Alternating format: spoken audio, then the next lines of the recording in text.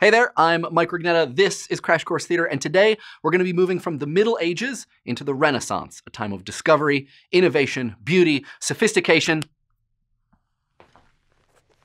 and comedy. In this episode, we're going to take a trip to Italy, exploring the elegance of the neoclassical revival and the invention of one of theater's best-loved popular forms, Commedia Dell'Arte. That's right, the golden age of the poop joke has dawned.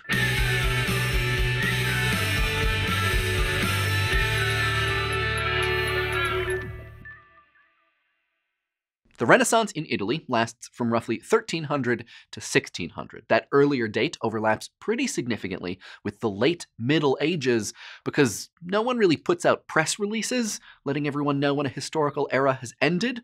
Plus, cultural change takes time. A lot of the forms we'll talk about today were in vogue at the same time as those cycle plays and their pageant wagons. But mystery plays and passion plays never really caught on in Italy, which may explain why other genres flourished. If the Middle Ages were about God, and yes, I am generalizing because they were also about feudalism and crusades, itchy clothing, and the plague, then the Renaissance was about people.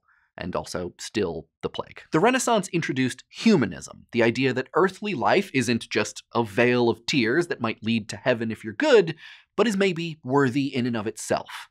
This encouraged an upsurge in human achievement, music and medicine and visual arts and physics and theater too. Hey, that's us. Theater starts moving forward by looking backward. We know from our episode on Roswitha that Roman drama never disappeared. The plays of Terence and Plautus and Seneca were read throughout the Middle Ages, but they weren't performed. They were enjoyed for their style, in the case of the comedies, and their moral lessons, in the case of the Senecan tragedies. In the 1300s, Italian writers started trying to make these plays their own, but it took a while for them to come up with anything as distinctive as Roswitha's work. Most early attempts were based on Roman tragedies, but by the late 1390s, Italians were writing Roman-style comedies too, with twins and mix-ups and, all the good stuff you come to expect. For a while, these plays were written in Latin, and they weren't intended for performance, but in 1429, a bunch of Plautus's plays were found, and when Constantinople fell, a bunch of Greek manuscripts returned to Italy. By the late 1400s, some nobles wondered, hey, what if we turned the banquet hall into a theater and put on Plautus? And then a few years after that, they wondered, hey, would it be more fun if plays were written in the vernacular rather than in Latin and spoke to how we live now? And then presto, neoclassical plays, so called because they are classical and also new. At first, writers churned out Plautus-like comedies with young lovers, mean parents, and cheating wives. Even Niccolo Machiavelli got in on the action with The Mandrake. These comedies were called Commedia Erudita, or erudite comedies, because they were based on classical models that you had to be well-read to know. But were they all that classical? Yes and no. By 1498, Aristotle's Poetics was back in circulation, and people were actually reading it by 1550. But their takeaway was pretty different from Aristotle's. Italian writers got rid of choruses, they moved towards greater realism, and often wrote tragedies with happy endings, which we now call tragicomedies. Italians decided that tragedy had to teach useful moral lessons, an idea borrowed from the Roman critic Horace, and they really ran with it. Almost all of these plays were privately produced by courts or schools. They were staged to honor some person or event. Nobles made up the audiences, and nobles usually made up the actors too. If you were a lower class person, your chances of seeing Commedia Erudita in performance were slim. But luckily, Commedia Erudita wasn't the only theater game in town. A lot of Italian Renaissance theater's innovation didn't have much to do with the plays themselves. Italians were wizards of stagecraft. They were like, I'll see your trapdoor and your medieval hellmouth, and I'll raise you crazy advances in perspective, and also rigging. So, always got somewhere to go, that guy. The staging renaissance gets started when 15th century Italians discover Vitruvius's treatise De Architectura, which was written around 15 BCE, and is basically the poetics of architecture, chock-a-block with set design pro tips. The discovery of single-point perspective painting transformed theater sets too, helping them look three-dimensional. Though it helps if you're the emperor or the duke or the count or whatever, because single-point perspective really only works if you're sitting smack in the center, which is where the nobility were placed.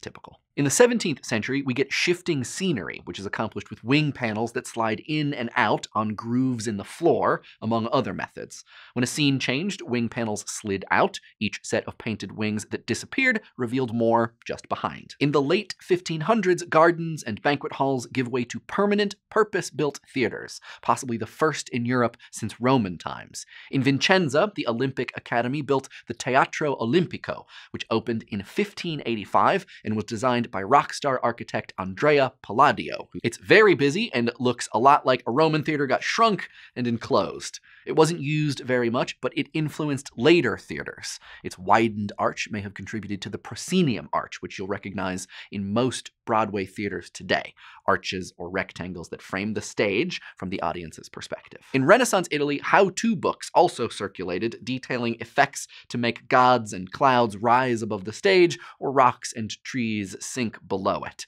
Ocean scenes were common, as were fire effects and contraptions that mimicked the sound of wind and thunder. No electricity for a while still, so candles and oil lamps lit the action, which typically made the theater hot and hazy. All this was pretty cool, but not as cool as the Commedia Dell'Arte, which means artful comedy or the comedy of players. It's the earthier, lustier counterpart to the Commedia Erudita, and it has an even more dramatic special effect: women. That's right, from 1560 on, women were finally allowed on stage in Italy. They won't show up on stage in England for another century.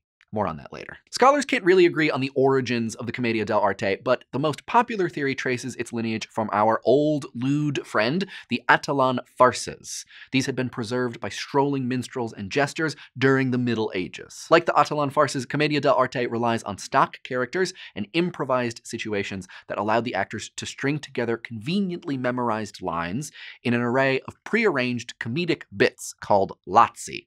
Basically, a lazzo is a gag. There are books listing hundreds of lazzi, like hat lazzi and food lazzi and pea lazzi and just countless lazzi involving butts. The mix of lazzi and improvisation meant that while most stories progressed along the usual Plautus, Terence, Menander-like lines, an audience never knew exactly which lazzi a stock character would throw into the mix, or how other stock characters would react. No! That was a lazzo of fear. It was hilarious. Stock characters were based on regional types, so each had a specific style of dress, a specific accent, and even a specific food associated with them.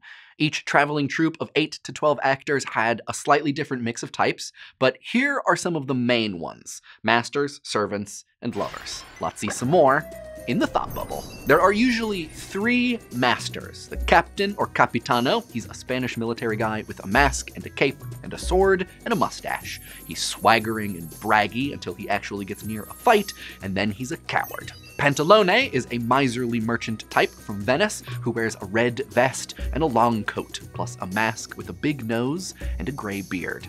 Even though he's old, he lusts after young women, and the young women are not psyched about it. The doctor, or il dottore, is, surprise, a doctor from Bologna, masked and dressed like an academic.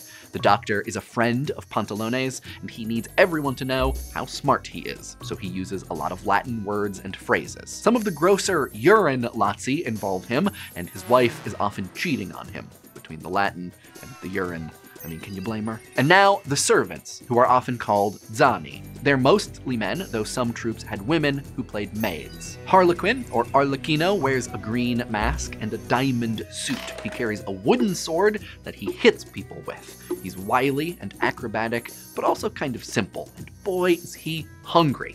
He speaks in gibberish. Pulcinello was a less defined type, but he's from Naples and dressed in a hunchback and a pointy hat. There was another servant, Brighella, who was mean and kind of a lech, though he's really more of an 18th century figure. Finally, the lovers. They are nice and fresh-faced and clean-cut.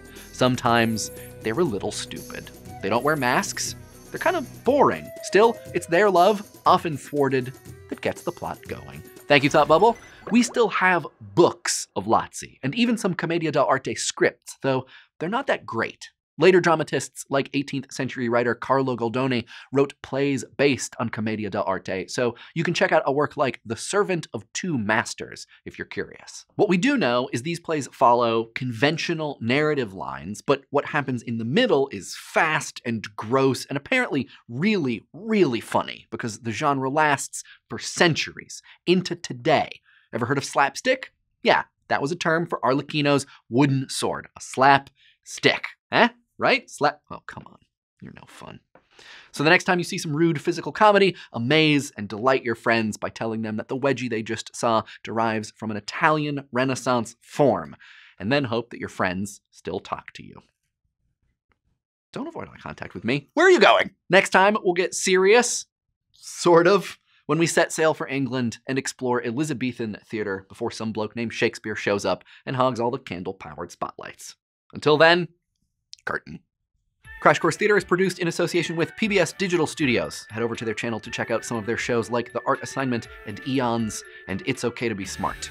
Crash Course Theater is filmed in the Chad and Stacey Emigold's studio in Indianapolis, Indiana, and is produced with the help of all of these very nice people. Our animation team is Thought Cafe. Crash Course exists thanks to the generous support of our patrons at Patreon. Patreon is a voluntary subscription service where you can support the content you love through a monthly donation and help keep Crash Course free for everyone forever. Thanks for watching.